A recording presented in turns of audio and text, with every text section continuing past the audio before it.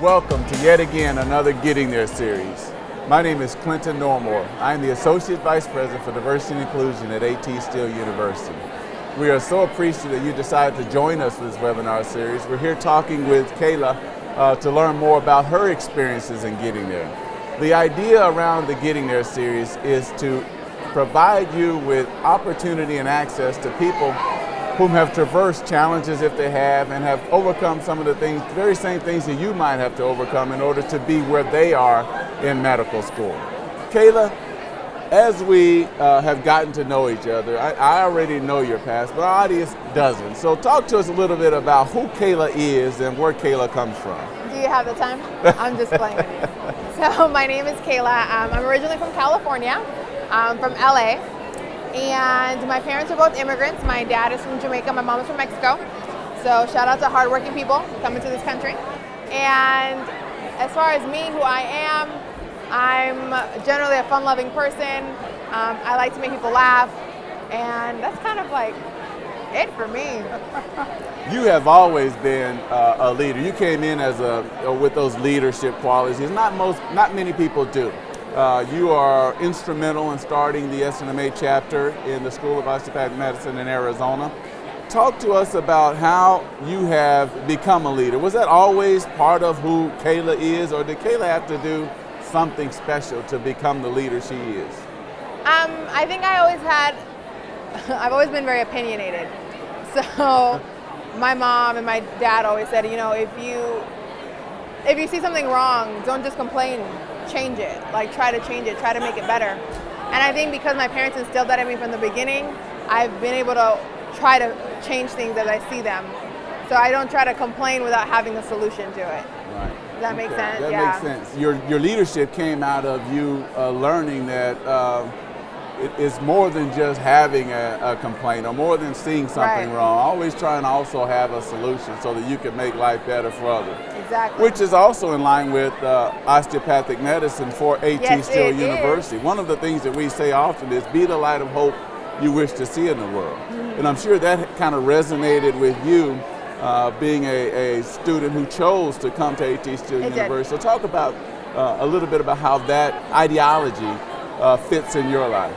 So for me, I came from a background where we had a lot of underserved people in my area where we grew up, and there weren't a lot of people who really made it anywhere. For me, I really wanted to be able to give back to that community and show that you can make it, you know, and I feel like that's kind of, you saw a couple people who were doing that and you held on tight to them so that you can come back and be the light essentially to others and show them that they can arise from those situations. Well, thank you for that. And you are now in your second year, and you are on rotation, which is a unique program for the School of Osteopathic Medicine, unique to any other medical school in the country. The first year is your didactic training, and then you start your rotations in the second year.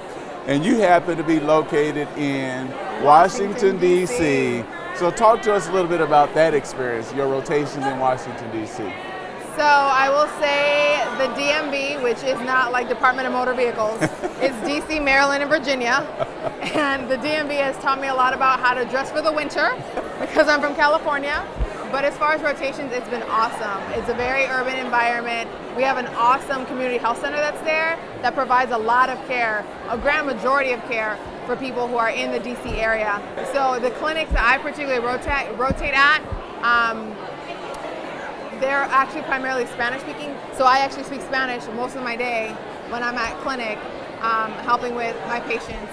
And it's been awesome. I think at first when you first step in and you're like, oh my God, this is a patient, this is real life, what's going on? But you get so used to it, and I think on top of that, it makes what you're working on completely relevant at the time.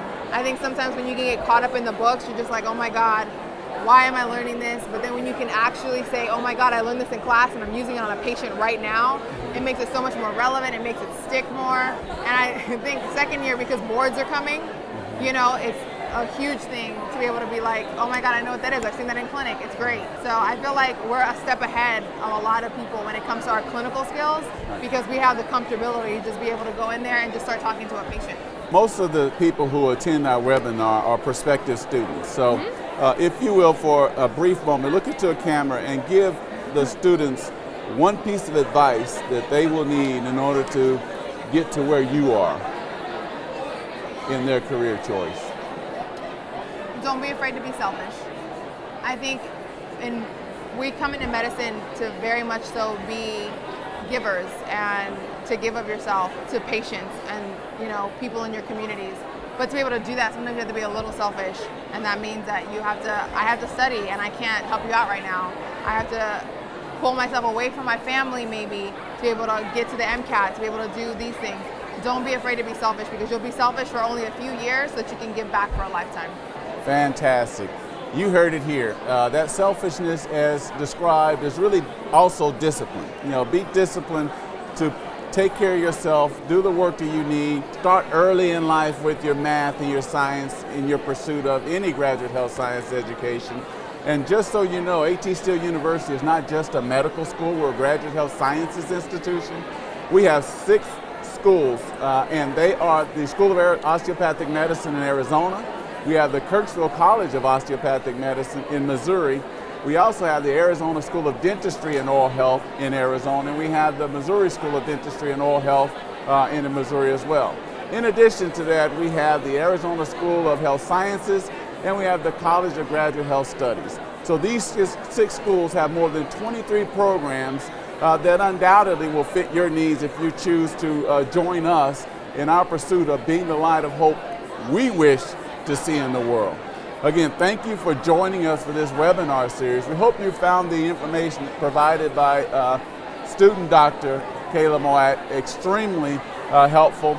And if you have any questions, please go to our website, and I'll pull it up here for you. It's www.atsu.edu/diversity. Again, that's www.atsu.edu/diversity.